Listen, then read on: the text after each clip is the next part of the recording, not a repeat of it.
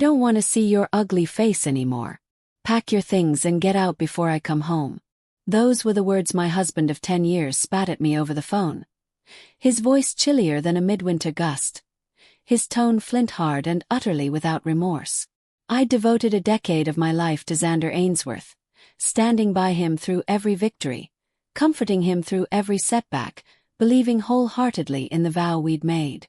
Yet in that cruel, detached moment, it became agonizingly clear.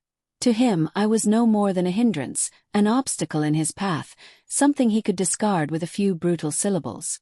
I stood motionless in the quiet confines of our bedroom, phone pressed so tightly against my ear I feared it might crack. My heart thumped a violent rhythm, my breath coming in shallow bursts. It felt like an anvil was pressing into my chest, crushing the air from my lungs. I couldn't fathom how we'd arrived at this savage, unceremonious ending. How had I become so disposable to the man I once believed cherished me beyond measure? 100 memories flooded my mind in the space of a heartbeat. Our wedding day, the gentle hush of the chapel, the warmth in his eyes as he slipped the ring onto my finger. The birthday trip he surprised me with 5 years ago, when we still laughed until our bellies hurt. The nights we lay awake dreaming of the future, swearing we'd support each other through anything. All those moments now felt like lies. Illusions conjured by a younger woman who didn't know how easily love could curdle into disdain. Yet somewhere beneath the shock, a spark of understanding took hold. The late nights at the office, the so-called business trips that always stretched beyond what was plausible, the string of distant one-word replies whenever I tried to share my day with him. I had sensed something was amiss long before this phone call. Yet I'd convinced myself it was just stress, that maybe the romance had cooled but we'd rekindle it somehow. We'd made vows, hadn't we? Surely we owed each other the chance to fix things. But Zander's cutting voice proved how deeply I'd deluded myself. My stomach twisted, a wave of nausea threatening to buckle my knees. I pressed the phone to my ear, still hearing his final words echo over and over, as though the line was stuck in a loop. I should have collapsed on the floor, should have let tears come. But I didn't. Instead, I stared at the silent device, the screen dimming to black, and felt something within me begin to shift from devastation to fury. How dare he? How dare he reduce me to a single command? Get out, after all those years. How dare he assume I just slink away quietly, letting him sweep my existence out of our shared home like dust beneath a rug? He wanted me gone by the time he returned, so he wouldn't have to face my tears, my questions, my anger. He thought if he barked the order, I'd just obey. He was wrong. Only a week prior, I discovered the reason behind his mounting cruelty. Late that night, I'd cracked open his old laptop, the one he'd abandoned 2 years ago, and found a separate Facebook account. The messages burned themselves into my mind. Lines of flirtation, stolen confessions, and pictures that left no doubt of his betrayal. A woman named Cassandra, all glossy hair and brilliant smiles, featured in photos of private dinners and oceanfront resorts. Places Zander had gone supposedly for strictly business, the same places I once begged him to take me, only to hear we couldn't afford the time, or it wouldn't be proper for me to accompany him. Reading those messages was like succumbing to a slow, nauseating poison. With each line, my heart clenched tighter, suffocated by the knowledge that the man I'd trusted more than anyone had systematically erased me from his life in favor of a younger, more alluring model. Cassandra asked when he'd be free to travel again, teased that she couldn't wait to see him roam around shirtless on a private beach. Zander responded with all the warmth and affection I remembered from our early days, except now it was directed toward someone else, shared in a secret digital world I wasn't supposed to stumble upon. There was one message that finally broke me. "I can't wait to finally be rid of her," Zander wrote. "Then it'll just be us. Rid of me." As if I were a burden he'd carried for far too long. It told me everything I needed to know about how disposable he considered me, how long he'd planned my exit without even having the decency to discuss it to my face. So I confronted him, calling him right away, voice trembling with suppressed rage. He barely tried to deny it. In fact, I think I caught a hint of relief in his tone. He was tired of sneaking around. He wanted me to know, wanted me humiliated enough to leave, so he could clear space for Cassandra. The moment he uttered the words, "Get your stuff out before I come home," that relief turned into a scathing final twist of the knife. He was done hiding, done pretending. Now he could be free, and he assumed I'd just pack up and vanish, carrying away all the sorrow and leaving him unscathed. I let the phone fall from my ear, bouncing on the mattress. For several long minutes, I stood in place, numb, hardly able to breathe. Then a new thought formed. I was still a practicing attorney, a damn good one actually. Zander might have been the breadwinner for a while, but I was hardly helpless. Moreover, we had a prenuptial agreement, something Zander insisted upon in the early days when we were both starry-eyed about wealth and success. He wanted to protect his assets in case I turned out to be a gold digger. Instead, ironically, that same agreement might be his downfall. My knees wobbled as I forced myself to my home office. The pre-dawn light filtered through the windows, casting eerie shadows across the hardwood floors. I yanked open a filing cabinet and flipped through papers until I found the prenuptial contract, thick with legalese. I recalled how Zander had smirked when I agreed to sign it, praising me for being so practical, so understanding. Now, as I thumbed through it, I realized he must have never expected the terms to boomerang back on him. In black and white, near the midpoint of the document, was the clause: if infidelity is legally proven, the betrayed spouse shall be entitled to 50% of all marital assets, including, but not limited to, real estate properties, business holdings, and accounts associated with the union. My heart thundered. Zander had inserted it to protect himself, ironically thinking if either of us cheated, it would be me. The arrogance was breathtaking. Now it was the key to toppling his whole empire. I no longer shook with heartbreak, but with wrath. The sadness was still there, lingering like a bruise, yet overshadowed by anger at his audacity. In that moment I made my decision. I wasn't going anywhere. If anyone was leaving our home, it would be him. And if he wanted to force the issue, I'd stand my ground and use every tool at my disposal to make him regret it. I dialed the number of an old law school friend, Gregory Hall, a high-powered divorce attorney with a reputation for tearing unfaithful spouses to shreds in court. He picked up on the third ring, sounding groggy, but when I told him what was happening, he snapped alert. By the time I finished summarizing the prenup clause and the evidence I had, screenshots of Zander and Cassandra's messages, photos, the date-stamped logs proving where he traveled with her, Gregory laughed in amazement. "This guy essentially handed you the keys to his own downfall," he said. "We can do this quietly, but if he resists, he's toast." And that was how it began, my path from broken wife to avenging fury. Over the next few days, as Zander traveled for yet another meeting, I methodically built the case. I forwarded every last scrap of proof to Gregory, ensuring there was no wiggle room for Zander to claim ignorance. Late at night, I'd stare at our wedding photo, placed ironically on the very desk where I prepared to dismantle our marriage. I traced the outline of his face in that picture, remembering how I once adored him, how he once gazed at me like I was his entire world. Now that memory felt like a dream from someone else's life. Sure enough, Zander returned from his trip to find me still in the house, my belongings firmly in place. He barged in, incensed, hurling insults about how I was supposed to be gone by now. I stood calmly in the living room, arms crossed. "I'm not leaving," I said flatly. "And if you think for a second I'm doing anything but taking half of everything you own, you're more delusional than I thought." His face reddened. "Half," he echoed, as though the concept of me walking away with half his empire was unthinkable. "Don't be ridiculous." My lips curved in a slow, humorless smile. "Check the prenup, Zander." He froze. For a split second, I saw actual alarm flicker in his eyes. Then, like the man I'd known for a decade, he recovered, rolling his shoulders back. "I'll bury you in court," he threatened. "You won't see a penny. Cassandra's father is a judge. He'll help me."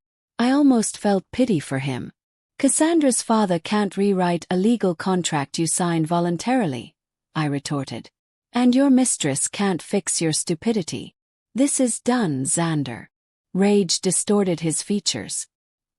He sputtered something about lawyers, about how he'd already found the best in town. I simply gave a careless shrug. They'll see the same binding clause you saw. Let's see how enthusiastic they remain once they realize you've cornered yourself into the biggest losing case in their entire practice. In days, his bravado collapsed. The rumor mill churned. Everyone in the local business community heard about Zander's fiasco. How the unstoppable CEO, rumored to be engaged in an extramarital affair, had triggered a prenup guaranteeing his wife, a lawyer herself, half of everything. Investors withdrew. Business associates distanced themselves. Cassandra vanished, presumably onto the next wealthy mark. And I pressed forward with the divorce filings. He tried hiring a succession of attorneys, each more prestigious than the last. Every one of them asked the same question. Is there a chance the adultery can't be proven? But the evidence was irrefutable. Zander's signature was on the documents, the pictures from the laptop, the date-stamped receipts. One by one, the lawyers declined the case, unwilling to commit professional suicide on a guaranteed losing battle. Then it was his turn to call me, like a desperate man drowning in the very waters he'd once navigated with supreme confidence. I remember seeing his name light up my phone at 2 a.m. I let it ring until voicemail, ignoring the first few calls. When I finally answered, he unleashed a barrage of accusations about how I was destroying everything we built. Everything you built, he echoed, voice cold. You think you built this marriage alone? You think you built your empire alone? He raved about how this was petty, how I was acting vindictive, and how maybe we could just settle quietly. I've called off the affair, he said, as if that redeemed him. As if that might mean I'd meekly return to being his complacent wife. I told him to talk to my lawyer. Then I hung up. He arrived on my doorstep the next afternoon, bags under his eyes. His suit unpressed, tie undone, posture slumped. I hardly recognized him. It was surreal. The once dazzling Zander Ainsworth, who strode into every room as though the ground bowed to his shoes, now stood in front of me like a pleading vagabond. Abigail, he said, voice low. Let's just talk. Please. I studied him, remembering the time he told me I was useless as a partner. The time he ridiculed my weight after I gained a few pounds during a stressful case. The time he belittled every professional success I had because in his mind, it wasn't real money compared to his. He had hammered me for so long, expecting I'd always yield. He forced a smile, the corners of his mouth trembling. I messed up, he said. We both know it. But we can fix it. No, I said, cutting him off. We can't. He tried to conjure the old charm, shrugging helplessly. I'll always regret what I did. If there's any chance we can. I didn't let him finish. You told me over the phone to pack up and get out. You called me ugly, said you were done. Now you're standing here, telling me you ended the affair, that we can patch this up. I shook my head slowly. I'm no one's backup plan, Zander. His face reddened. I was angry, I said things I didn't mean. And you cheated for months, I interjected, crossing my arms. That's not a slip of the tongue. That's a calculated betrayal. Day after day, message after message, trip after trip. Don't insult my intelligence. We stared at each other for a tense, suffocating moment. Finally, he exhaled sharply, raking a hand through his hair. So that's it. You're going to torch everything we had. I nearly laughed. I'm not the one who torched it, Zander. You brought the matches and burned our marriage the moment you started sleeping with Cassandra. I tipped my chin up. Now, I'm just handing you the consequences. He bristled, but the fight left his shoulders. He looked ready to drop to his knees and beg, or perhaps to lash out in a final burst of temper. Yet he did neither. He simply walked away, a defeated man.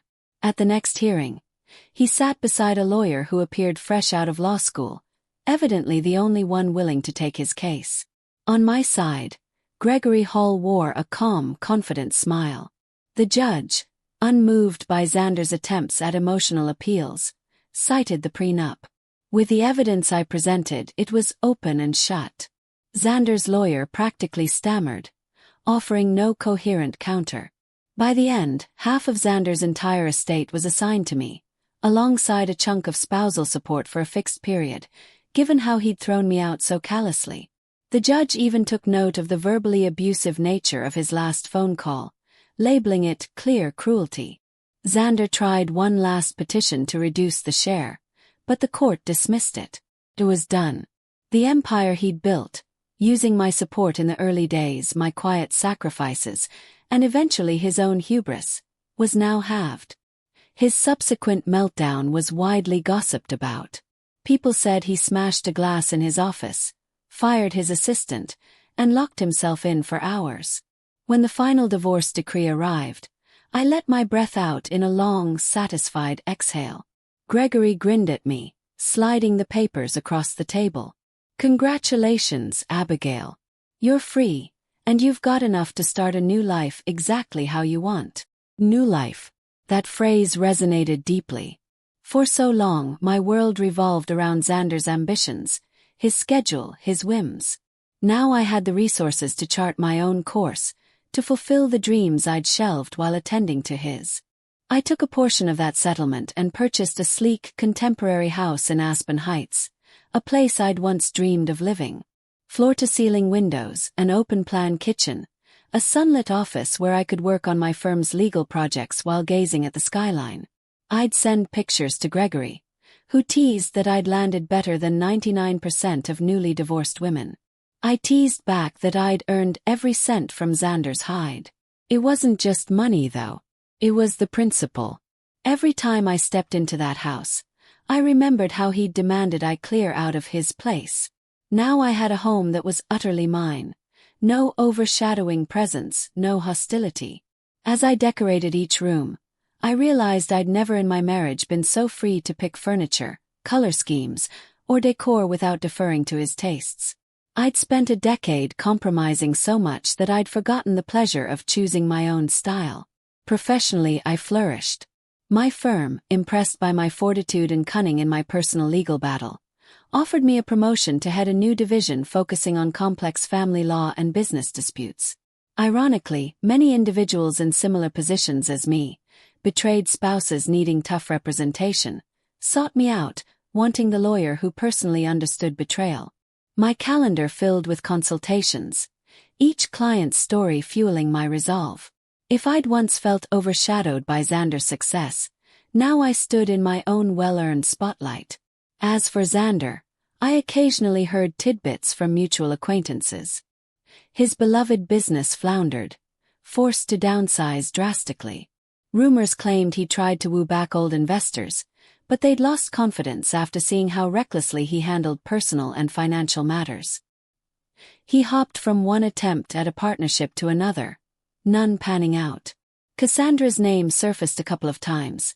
Apparently she'd found a new, wealthier companion, leaving Zander seething with bitterness. Some nights, I'd scroll social media out of curiosity, seeing if he was trying to rebuild an image. Found almost nothing. His old accounts seemed abandoned. The few posts he made garnered pitying comments or mild scorn from those who'd once revered him. Perhaps he realized the humiliating truth. You can't posture in vulnerability once you've lost so spectacularly in court. There were difficult moments, of course, times when I'd remember a tender memory, like the weekend we spent in a cozy cabin, cuddled by the fireplace, a time he looked at me with unguarded love in his eyes. I'd wonder if that man had ever really existed, or if I'd invented him in my romantic imagination. But those wistful pangs never lasted long. I'd recall the cold sneer, the phone call where he called me ugly, told me to leave my own home, admitted to wanting me gone so he could move Cassandra in. That was the real Zander, and no illusions of our early happiness could erase the scars. Eventually I found a sense of peace. Peace in the new house, decorated with tranquil creams and soft grays, where sunlight poured in each morning. Peace in my new role at the firm, where I commanded respect, spoke in conferences, trained junior associates to be fearless. Peace in the knowledge that I'd endured heartbreak and emerged a stronger, more self-assured woman. And there was a point, A crisp autumn afternoon, when I received an email from Zander with a subject line, "I owe you an apology." My chest tightened reading it, but I clicked. The contents were brief. He wrote that he finally understood how wrong he'd been, that he regretted everything, that life was punishing him severely. He ended with, "I hope one day you can forgive me, though I know I don't deserve it." I stared at that message for a long time, heart pounding. Forgiveness, I realized, wasn't for him. It was for me, a step I'd take on my own time. I closed the email without replying. Sometimes the greatest closure isn't a dramatic confrontation or a final showdown, but simply moving on. I'd spent enough energy on Zander. Let him wrestle with his guilt alone. A year later, I found myself at a legal charity gala, an event I'd once attended with Zander, feeling overshadowed by his boisterous presence. This time I arrived on my own, wearing a gown I'd chosen because I loved how it made me feel, not because I wanted to impress anyone. People greeted me warmly, praising my recent case victories.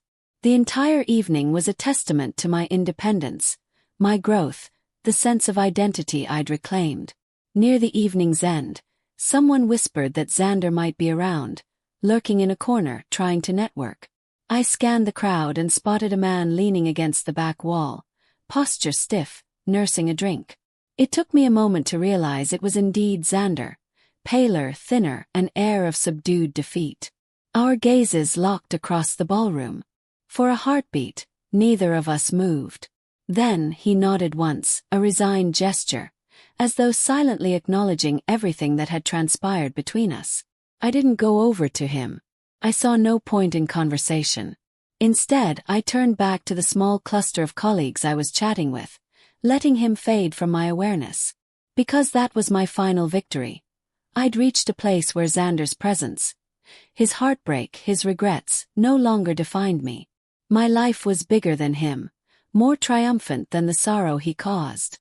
Driving home under a sky dusted with stars, I thought about what I'd say if someone asked me how I'd found my happy ending. It's not that I'd never been hurt. I'd been gutted. It's not that I'd never lost anything. I'd lost a decade of trust and illusions. But I'd discovered a reservoir of strength I never knew existed. I'd forced a man who tried to throw me away to confront the consequences of his betrayal, and I'd carved out a new life for myself in the process. And for me, that was enough. My story didn't end with me kneeling in despair. It ended with me standing tall, forging a future on my own terms, free of the illusions that once tethered me to a cruel, selfish spouse. In the end, I'd survived heartbreak. I'd outsmarted the man who underestimated me, and I'd found a version of happiness purer than anything I'd known before. So if you asked me whether I'd do it all over again, whether I'd deliver that punishing blow by invoking the prenup, whether I'd fight so viciously for what was mine, my answer is yes, without hesitation. Because sometimes, justice isn't served by quietly walking away. Sometimes it's earned by standing your ground, meeting cruelty with unwavering resolve, and refusing to be the one who slinks off in shame. I might not have chosen the path of betrayal, but I chose how I responded to it. I chose to reclaim the power Zander tried to strip from me. And that is how I found my peace, how I built my own happy ending in the wreckage of what he destroyed. It's not about revenge or petty triumph. It's about proving to him and to myself that I was never as weak or as disposable as he believed. And now, at last, I stand on the other side of that darkness, whole and unafraid.